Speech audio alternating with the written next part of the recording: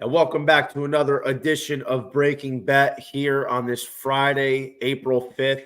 Apologies for the no-show last night, but, we can't help that DraftKings and other books just take no initiative to put out lines.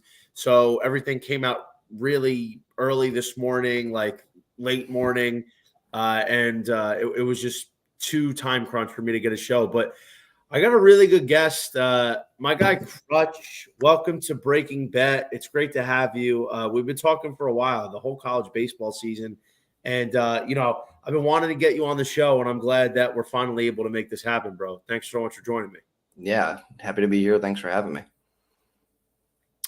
So typically what I like to do on this podcast before we get into what we like for the next day is kind of recap what we saw for today, for Friday. There was a lot of weird stuff that happened, as it always does in this sport, because it's so friggin' unpredictable. Give me some of your biggest takeaways for this evening's games. Well, I think, and we talked about it a little bit backstage, Florida just looking lifeless in Missouri. Like, both of us, everybody, you, me, everybody we talked to, we all loved Florida today. Of course, how do you not love Florida against a Missouri team that had one win in conference so far this year, has been essentially lifeless? Obviously, Indiana going into College Park and just blowing the doors off of a good Maryland team. And then on the other one, you and I haven't talked about, but how about Louisville run ruling NC State? Who saw that coming? Yeah, those are kind of the big ones that I saw. Oh, and Vandy's come all the way back. Vandy's up 8-6 on LSU right now. Is 8-6? 8-6, not bottom 9. Yeah, that I actually had to turn that game off. But first of all, dude, Florida pisses me off to no extent because they're not good. Like, they're not a good team. They're not bad, but they're not a good team, realistically speaking. Like, people thought that they were going to be anything close to what they were last year. Do you lose the kind of talent they have? And ideally, it's been their pitching. Their pitching has been the reason why they haven't been good. Their offense overall has been very strong. But I don't care about game one home team trend in conference for this game. You're going into Mizzou. Mizzou is actually bad enough to where they should be demoted to like the Big Ten. They're that bad. Florida has 2 hits and 1 run in 11 innings against Logan Lunsford. What the hell is a Logan Lunsford? The guy who tops out at 88 miles an hour. Yeah. It's disgusting. They cost me a shit ton of money tonight. And it's just like, everything was riding on Florida. And by the way, and like I've said this so many times, guys, if you're doing a parlay, which, yeah, I know it's for losers, but typically in college baseball, it could be plus EV, depending on what you're going. Don't put the same team in multiple parlays. Yeah. I usually don't do that, and I kind of forgot I had Florida in one, and then I realized after the fact, and I'm like, they better not do it. And they did it. And it's just, it's disgusting. And it drives me crazy because I'm like seeing red right now. Because like I could see if they go into even a team like Georgia, Ole Miss, something or like Ole that. Miss, like even Ole Miss would piss me off. But like if you go into Georgia or Kentucky and you lose, Kentucky was the other team I was going to say. Okay, fine. Like they're respectable. They're good teams, not Mizzou. Yeah. And it drives me absolutely off the wall bonkers that we're seeing Florida just no heart. Yeah. No heart. Colby Shelton, he's got to get out of the leadoff spot. This kid is 0 for the century. Yeah. Ty Evans. Diced out. I think Ty Evans, we're seeing that this guy is not a top of the lineup guy just because he had a hot start. He's not a top of the lineup guy. They need a lot of production from guys other than Colby Shelton when he's hot, Jack Caglione. Like there needs to be a big uptick here. And then, the interesting one you said was NC State. I actually played NC State today, and I gave them out at, I think, even money. Because why not? Sam Highfill on the mound against Sebastian Gongora, that slapdick, who's been getting obliterated. But it turns out, I turned the game on. I see nothing about Highfill not starting. And, that's that's where the projections were. Yeah. I turned the game on. I see Heath Andrews. I'm like, who is this guy? And I found out Highfill was a late scratch because I guess he's sick. I was like, oh, here we go. But, the bats couldn't get going. The sport makes no sense. So I was very surprised about that as well, dude. 2 other ones. TCU lost to Cincinnati tonight, and Dallas Baptist with Ryan Johnson on the mound dropped it to Western Kentucky. And I think you know how big of a DBU fan I am and how big of a Ryan Johnson fan I am. And all I'll say is I'm very glad they were not up today because they would have been my Florida today. They would have been. Yeah. I mean, I don't know why we didn't have DBU, but they haven't been up in weeks. Yeah, it doesn't make sense. But DBU would have been a good team to actually, because DBU probably would have been DBU legitimately probably would have been like -7, -800. I would have said -560, 600 probably. Western Kentucky's not bad. They're over 500 in conference play. They're decent, but number 8 in the country, DBU. Their starter went 8 2/3 had 11 strikeouts. That's insane. When you get that big of a number on a team like DBU, you're almost better off just taking like the run line on the other team. Yeah. Western Kentucky, which would have been that. And TCU, I'm not surprised. TCU, I put on my no bet list after they basically almost got swept against Kansas. Yeah. So I actually haven't done anything regarding TCU, I believe, in like well over 5 or 6 weeks. Yeah. I'm not surprised they lost. I'm like Peyton Tolley. He's had 2 amazing starts in a row. I just feel like we're due for a letdown. Like, it makes absolutely no sense they lose to Cincinnati, but they're on the road. This is a huge letdown spot for TCU because they're starting to play it a lot better. But yet again, TCU falls off a cliff.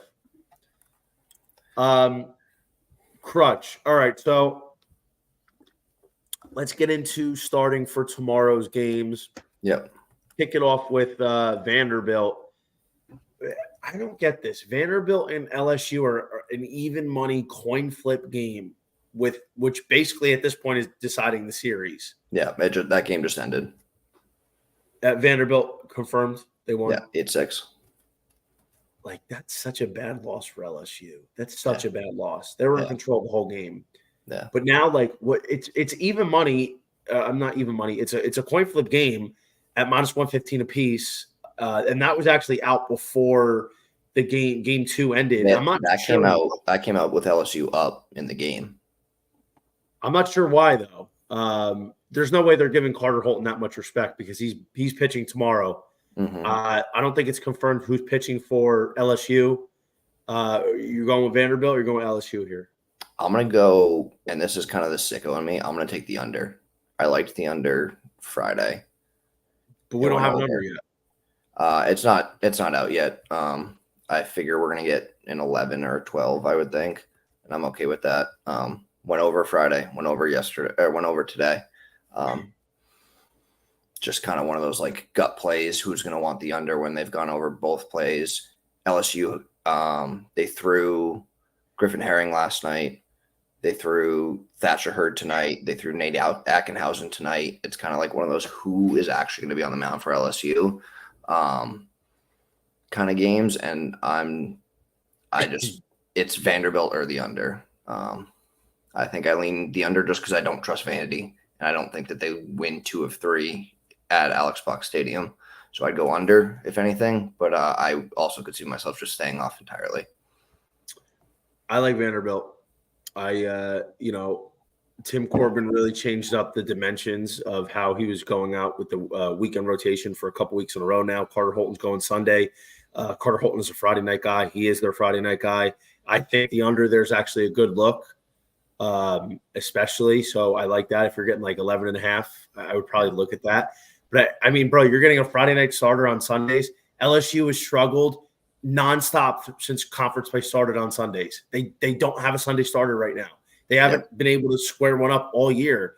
Yeah. And furthermore, LSU's offense has struggled a lot against lefty pitchers. So I mean, why this is a even money game? I'm not sure. I wanted to see Vanderbilt at like +110, But I mean, we got to do what we got to do. I'm taking the Commodores here, and you know what, dude? I faded LSU every Sunday this year so far during conference, and it's been profitable. But man, we'd be looking at another LSU series loss in conference, which would make it at home too. That's terrible. That's absolutely terrible. I think it was 7-6 they lost tonight. I think that's what the final score has on LSU. But yeah, that's brutal. But I think Vanderbilt is definitely the play for me here tomorrow. I kind of want to see LSU get a series win, but at this rate, I just don't really know who they would be throwing. But let's get back onto a team that we've been having a lot of success with, and that's the A&M Aggies at South Carolina. Took care of business game one. Ryan Prager did his thing, a dozen punchies. Now we're going to get Tanner Jones tomorrow against Tyler Pitzer for South Carolina. That's projected. Do you think South Carolina steals this one? This would be the game that they would get, but just from a value standpoint and something that this year especially I've tried to be a lot better about only taking things with value. And I think anybody that follows me saw what I was putting out there about Boston College today and value. And once the line came out, I was off of them because of the value. So I think tomorrow should be the day South Carolina gets one. But if you're going to give me A&M and even money against a average at best South Carolina, I just have to ride with the Aggies. I wouldn't be surprised if they sweep this on the road, but I get that this is the best chance for South Carolina to go get one with their guy Pitzer on the mound. He's been pitching really well. He strikes out everybody. Yeah. Yeah, I mean, I think it's tough for me because I just know South Carolina's due to get one. A&M to me is like been overachieving. I like the Aggies. I don't think they're as good as they look right now. They're definitely for my money, the second best team in the SEC. It's not even close, but I'm waiting for the other shoe to drop. They've been very reliant on like a handful of guys. They have a good nucleus, but basically their 1 through 3 hitters with Grahovic, Lavalette, and Montgomery have been the entire offense for the most part. They've been getting a little bit of contributions here and there from other guys. And then their pitching has been really good so far, which is not something I expected this year. I'm just kind of waiting for that shoe to drop. I don't know if I'm going to officially play anything here, but it might be Aggies or pass for me because even though this is the game South Carolina should win, if they're going to win one, honestly, the Aggies should be more like minus 135, minus 140. So 140 was the number that I had in my head as well. I think you're getting 115. That's just too good of a number. But the thing is, this is why this sport is so weird. Closing line value means absolutely nothing. Nothing. It means nothing. Zero. It's good for up here, but dude, you know what? It doesn't mean a goddamn thing. It really doesn't. Yeah. So in my opinion, yeah, it's Aggies or pass for me. I'm probably going to end up staying off that. And, I'm going to see what happens tomorrow and then dictate accordingly on Sunday. Yeah, would need a good price on either one on Sunday to play it. Definitely. All right, let's go to a team that got that ass beat tonight. Their pitching has been in shambles. It's Tennessee Volunteers, dude.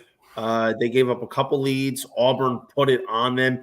Auburn needed this win. They absolutely did, but just because they needed it, I didn't think they were going to get it. I was on Tennessee. A.J. Causey, bounce back start.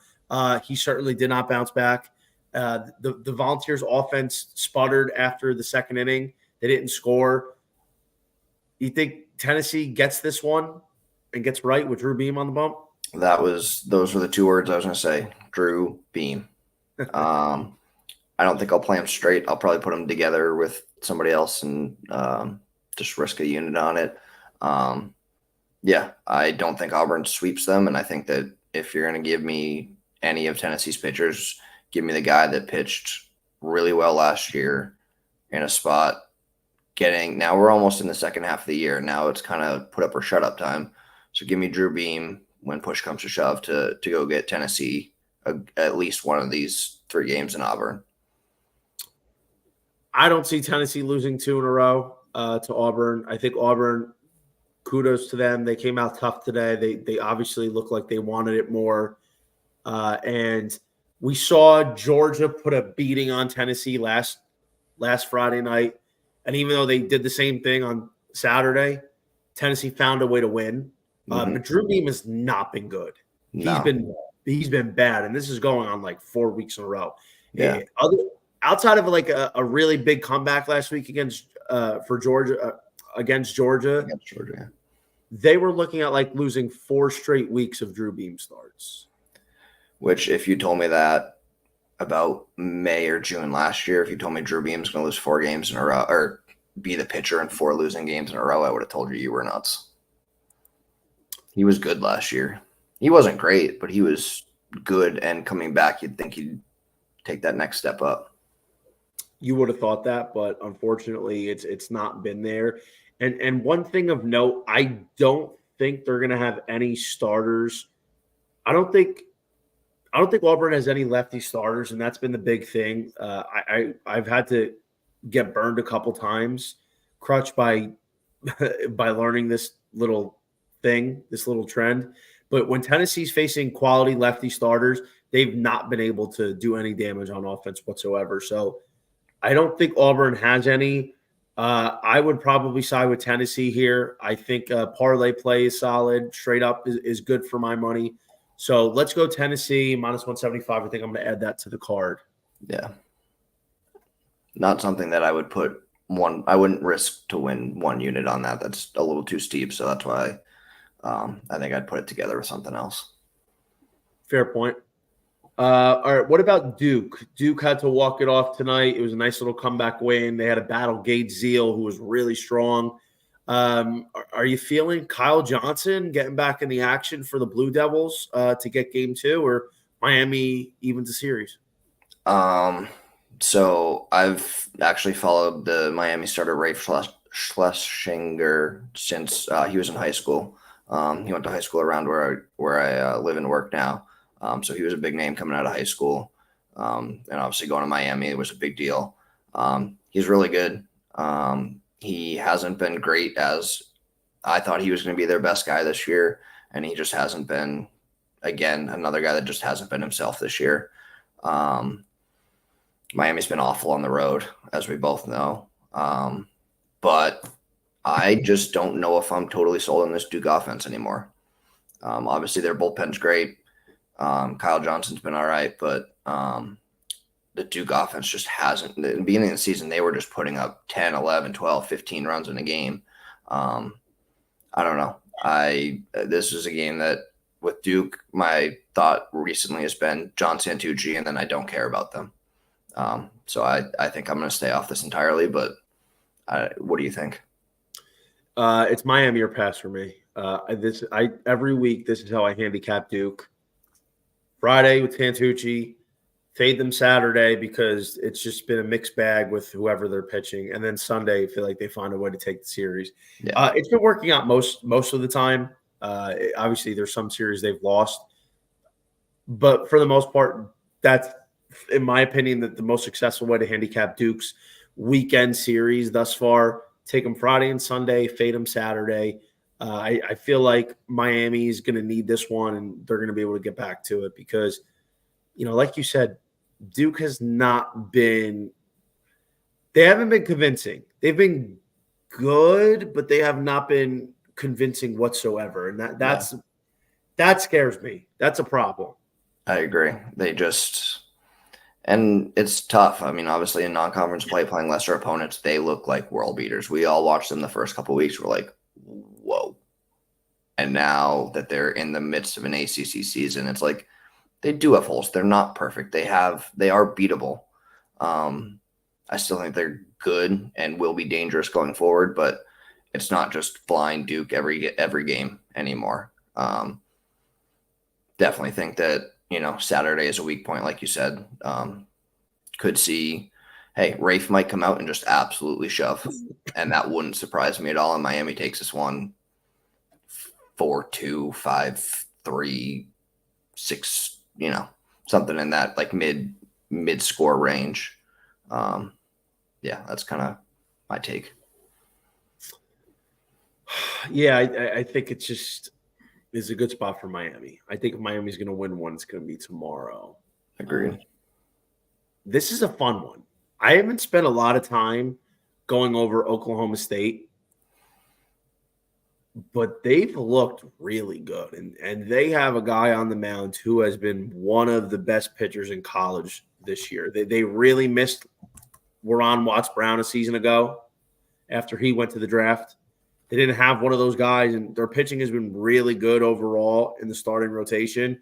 But Brian Holiday has been leaps and bounds better than anybody that they have. This kid has – this is how good Brian Holiday's been. In his last 3 starts, 8 innings, 9 innings, 8 innings. He's got 30 strikeouts to 1 walk, and he's only given up 4 earned runs. The kid has been sensational to a completely different degree. OK State won tonight against OU in the is that the Red River rivalry? Bedlam. That's the Bedlam rivalry? Yeah. Red River is Oklahoma and Texas. Yes. Okay. Thank you. But nevertheless, in-state rivalry is pretty good.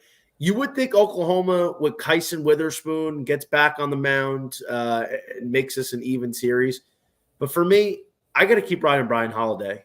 I know OU just got swept against Lamar, and then they lose this game, and they're in desperate need of trying to get back to it. This is why it makes it so challenging, because we're backing the better matchup here, but it's like teams are in desperation mode to get a win. But I don't care, man. I think I got to go OK State straight up with Brian Holiday. Yeah, that Oklahoma Lamar, that was all kinds of PTSD from last weekend. I was big on Oklahoma last weekend. But I totally agree with your take that Brian Holiday has been a showstopper. But like you said, Kyson Witherspoon has also been pretty decent. So this is another game, I think, especially it being Bedlam and especially with 15 runs coming across the plate today, I will be targeting this under. Obviously, I'm concerned at the number that we're going to get. If it's 9.5, I wouldn't be overly shocked, but I'm going to be looking at the under. 2 good pitchers, rivalry, tense. Oklahoma doesn't want to drop 2 in a row and 5 straight on a weekend. They're going to be playing tense. Oklahoma State wants to go and secure the series at home. My thought is they're just going to empty bullpens and really try to go get this one and secure a series either way. And so I'm really looking at the total and trying to take the under. Yeah, it kind of seems like that's what they did last week. They ended up getting beat pretty bad by West Virginia, but I have a feeling that's what Oklahoma State's doing.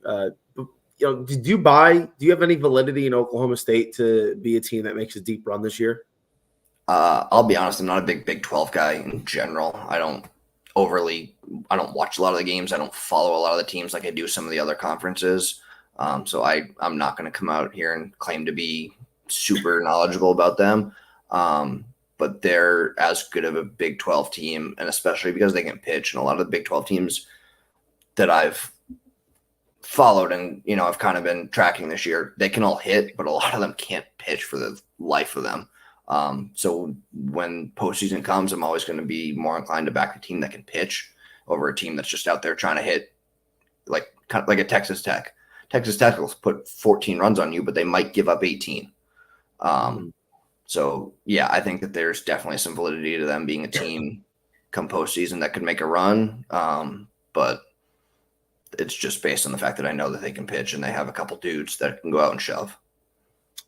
Yeah, I mean, I don't know. I'm not sold on OK State. They're fine, but they've had so many better teams in the last couple of years and couldn't do damage. And when you think about it, they've beaten up on some average competition at best. But they lost to UCF, they lost to Sam Houston in the first week of the season.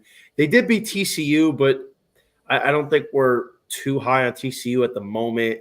But I mean, they're starting to kind of get it together a little bit. I think it's going to be an interesting watch for them. I doubt they get into hosting territory in Stillwater like they have the last couple of years, but just, something that I thought was a little interesting because it's a team that's always kind of been around and they've always been one that you're like, all right, well, you can't completely fall asleep on. Yeah, no, I think that they're a dangerous 2-3 seed in a regional. They're that 3 seed you don't want in your regional. But as far as going beyond that, I don't know how much more they have to give. Yeah. So we don't have every game up that we want, but there's one that, and this is with no line, one I wanted to ask you about. Mississippi State, Georgia. The Bulldogs, Mississippi State Bulldogs, took the Friday night opener at home. Very big series because they lost their last two. They played them close. They were at A&M and they were at Florida. And honestly, if their bullpen figured out a way to not completely melt down in 2 games, they would have swept the Gators. They played A&M pretty tight, but they need this one. And Georgia's been struggling on the road a little bit this year. What would it take for you to get back in bed with Mississippi State to close this one out with my guy Gerangelo Sinja, the switch pitcher on the bump ski? Yeah, you said it perfectly. Give me Gerangelo. I mean, I'll take Mississippi State straight up to 150-ish, maybe. Yeah, I think they win this one. I just don't think Georgia can pitch with them. If I could take player props to my state, give me Charlie Condon anytime home run, because why not? Yeah, I like Mississippi State. I think, and this is something that I said coming into the year when before anything and all we had were World Series or to win the College World Series odds. And I saw Mississippi State down there at plus 10,000, I think, something like that, to go win the College World Series. And I said that's worth something just because they always bring in talent. They're always going to be there. They're a program that has tradition and, a history of going and winning big games. And so when they started bad, obviously it didn't look so great, but now you're seeing Mississippi State be Mississippi State a little bit more than they have been, where they're they have talent. They bring kids in. The good kids go play baseball there. And so I think that we're at the point of the year that I'm going to start to back teams that have that tradition to them. Yeah, Mississippi State was a team that I was very high on in the preseason. I was actually high on them last year, and I think I was a year early. And I was like, all right, well, if I backed them last year, I'm gonna get them this year because I think I was just a year too soon. And I have a nice stake and equity in this Bulldogs team, and I felt like they were a team that can definitely make a run this year, even though a lot of my group did not. I feel like Mississippi State, part of the reason why they're taking such a big leap on the pitching aspect is because Gerangelo has taken a huge leap from last year. Huge. Yeah. This is a guy who is not just a novelty. He's a guy who can legitimately get into the major leagues at his craft of pitching with both arms. He's leaned a lot more as a righty this year than a lefty. He's even seen guys like Jack Caglione and pitch them righty. I think maybe that's been part of the success for him. But he's up to 97 as a righty, up to 94 as a lefty. And the one thing that I'm not sure about for this matchup is when Charlie Goldstein goes. He didn't go today. I don't exactly know why he was a scratch. So I don't know if they plug him in tomorrow. That could end up impacting the way I look at this line. Yeah, he was slated to go today, and they got Leighton Finley slated to go tomorrow. So who knows? Maybe they bump them, or maybe Goldstein goes to Sunday. But honestly, I don't think we'll actually know that until lineup cards get released. Yeah, that's a problem. I'm not 100% sure, but for now, I think even if Charlie Goldstein goes, I think I'm still probably looking back to Gerangelo. I really like what I'm seeing from him lately, so. Yeah, I think Mississippi State, I'd probably play them out to like minus 160 because, you start giving Georgia a little too much leeway, and that's dangerous because they could put up a 10-piece any given night, especially I think they only scored 1 run tonight. So, their offense their bats are ready to turn it back around. Yeah. Condon's been a little slow here. We need Condon to get back on that Golden Spikes race. Yeah. Gerangelo reminds me of this kid that I saw when I was working on the Cape. This kid, Ryan Perez, he was another switch pitcher. 92 to 93, both arms. He got drafted and just kind of like fizzled out, but that was the first time, and I watched it in person, and every batter switched the hand and just 93, and kids growing up there like, what am I looking at? Yeah, that's gotta be brutal. Yeah, I can't imagine doing that. But so what do you think about Kentucky being 9-1 in conference play? Is that insane to you? Yeah, but also look at what part of the conference they've played so far. They've had a layup, right? Yeah. I don't remember exactly. They've played Mizzou. I know that. They've had a really easy schedule, and I got to be honest, they don't play many tough teams. They only have a couple hard ones. I mean, Arkansas might be our only hope to get this. Yeah, they swept Georgia at home. They took 2 of 3 at Missouri, and they swept Ole Miss. Like, Georgia's impressive though, but on the road it's a little bit different story. Georgia was that's a tough series. Yeah, at home. Now they get Alabama at Auburn, Tennessee at home, at South Carolina, and then they Arkansas, Florida, Vandy. That finish stretch is going to be tough.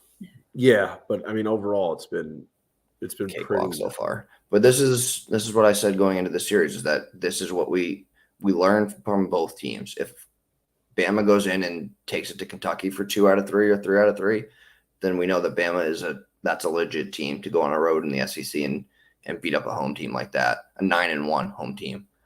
And then if Kentucky goes and holds serve, then yeah, maybe they're actually good because Bama's a good baseball team. So I think I was going to be surprised no matter what happened today and this weekend. Yeah, for sure. How about my boy Dolly, Chase Dollander, dotting tonight? 5 innings, no hits, no runs, 3 walks, 8 Ks in his pro debut. I was upset. I didn't know he was pitching tonight. Otherwise, I would have obviously tuned in. That's my guy. He was appointment viewing for me the last few years. Yeah. You know who else dealt tonight in their pro debut? Who did? Mr. Rhett Lauder. He certainly did. He looked great. Oh, I can't wait to see these guys in the pros. Absolutely. Just going to be unbelievable. There was another game that the lines aren't out yet, but I wanted to talk to you about. Wake Forest, Virginia Tech. We're going to have Wake Forest stole it tonight. Chase Burns, second week in a row, he got tagged for a couple runs, 5 runs tonight, but kept him in the game. Ends up with a career high 15 strikeouts in 7 innings. Just absolutely electric stuff as always. Wake gets the win. Finally getting a win with Chase Burns moving into the Friday role, moving Hartle into the Saturday spot. Wake Forest fade, and let's back Virginia Tech to get even? Yes. I'm going to be – What would you think of that? Well, I mean, I hate playing the guessing game because we don't know what the lines are going to be, but – +130 for Virginia Tech is what I'm hoping to get. Like, that's the value that I'd like to get. But who knows? I also thought BC was going to be +200 today, and they were -102 when FanDuel opened up. But did you see what happened as soon as DraftKings set their lines? FanDuel was like, "Oh, look how off we are." They immediately changed them to what DraftKings had. It's literally like, okay. Can I copy your homework? Yeah, but like try to change a little bit of it. They did not. No. Yeah, I like Vatek. I thought that this was a series, a letdown series for Wake. Obviously not in the business of fading Chase Burns. I don't think that that's a good idea. But Vatek can hit, and I'm not, and I think we both agree that we're not totally sold on Wake Forest being legit like last year. Nick Kurtz finally woke up today and hit an absolute bomb. So that's really good for the Wake offense because he's been, I don't know, okay. So, yeah, I'm happy to see Nick Kurtz get back to business here, but I think Virginia Tech, I think getting them tomorrow is probably that's their opportunity to win. I mean, listen, bro, Josh Hartle, I got to see it for him before I decide to back him because I don't know what happened to Josh Hartle this year. I really don't. It's been an absolute disaster. I'm wondering if the Sunday thing, moving out of the Sunday role, kind of got in his head a little bit. The stuff, I don't think the stuff's as good as it was last year, but it's not like it's flat. It's not bad. Yeah. I think teams have finally got a scouting report on him, and they expect the sliders and the cutters and the other stuff with a lot of spin in certain situations, and they're able to lay off of it. And, he hasn't been as sharp as he is in terms of locating the pitches. So, it's tough. We saw Dolly struggle a little bit last year. When teams get a full year of scouting on you, sometimes it's hard to go out and repeat what you did the year prior when you dominated. It happens. Yep. Do you know if Roland pitched tonight for Wake? Cocaine Roland? I'm not sure. I'm going to look at it right now. I think that's a good addition for them to get back. But like we said, I don't think their pitching isn't great, but he isn't the solution. They just need to score more runs more often. Yeah, I don't think. No Cocaine Roland today. That's a great nickname, isn't it? Cocaine Roland. Yeah. That's funny. Okay, so is there any other games that you wanted to talk about that we didn't touch on? Maybe some that the lines aren't out yet. I know this is kind of difficult because this week has been very odd with what we've been getting in terms of how lines are distributed. Yeah, there's a game that you mentioned one of the teams earlier, the UCF newly ranked Knights. Not to say I've been big on them this year, but I think they're better than they've been given credit for, at least line-wise. I liked them today. I didn't end up getting to the table with them today. They beat K-State at home. They gave, Texas Tech last week? They gave Texas Tech a good run. I think UCF is a contender in the Big 12. Another one of those teams, like I said before, they can hit the crap out of the ball, but where they're going to be able to pitch come postseason, who knows? But they're fun. I enjoy backing them. I think they take 2 of 3 out of K-State. I don't know if it's tomorrow. I could see K-State getting tomorrow and UCF taking it home on Sunday. But I am kind of a fan of UCF as of recent. I don't know. UCF burned me, so I kind of have a sour taste about them. I don't think they're that good. They're scrappy. But, Kansas State's been a little wishy-washy for me, so I just don't know if I can keep riding the K-State Wildcats. Some days they look like they're unstoppable. Other days they look like they can't buy a bucket. But, UCF has been pretty tough. So maybe that's a good one there that I'll consider looking at a little bit more in detail. Yeah. I think for me, I think that's really it for me. I don't really see any more games that I'd want to touch. I thought there was one, and it was one that I saw, and I was like, oh, we're not going to get a line for that. ECU FAU. We're not getting a line. We didn't get a line. Not getting a line, but I like FAU tomorrow. Yeah, I was looking at ECU. I thought ECU was going to be a fade for me against Trey Savage. I really thought I would have liked to see what the line would have been for FAU tonight against U Savage. I would have looked into that because we're in the powder purples. I do like those uniforms, but they have not been successful in them. And U Savage struggled a little bit the last couple of weeks. Hasn't looked like himself, but nevertheless, he ended up winning. Any interest in Georgia Tech Pittsburgh? Just because I know we got the line today, so I assume we're getting it tomorrow. Absolutely not. Nothing with Georgia Tech anymore. I was intrigued by them at the early start of the year, but they've kind of gone back to what we expected to be absolutely nothing. They've just been very unspecial. But let me ask you this: Florida, are you scarred by them? That's it, done? Like, how do you proceed moving forward through the rest of the series at Mizzou? I hope they get absolutely railed tomorrow so that I can take Jack Caglianone on Sunday. Yeah, but they're gonna make him like a minus 5,000 favorite because that's all they do ever. Yeah, like no kidding. Florida can get mowed down by 12 runs tomorrow, And he's still minus 500. Yeah, Florida's still with Caglione on Sunday. Florida's still probably minus 300. Yeah, which is frustrating. I think the best way would be if you could take Florida money line, Cags over K's, and anytime home run on a Sunday day game. They won't let you parlay that, and they won't let you do that. But they won't even let you offer it. Yeah.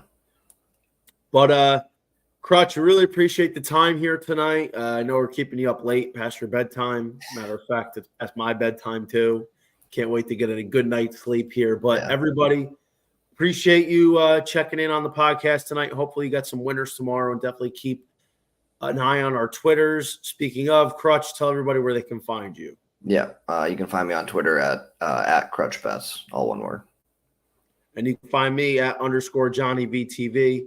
Thank you guys so much for tuning in, and I'll see you next week. Yep. Thanks, Johnny. Thank you.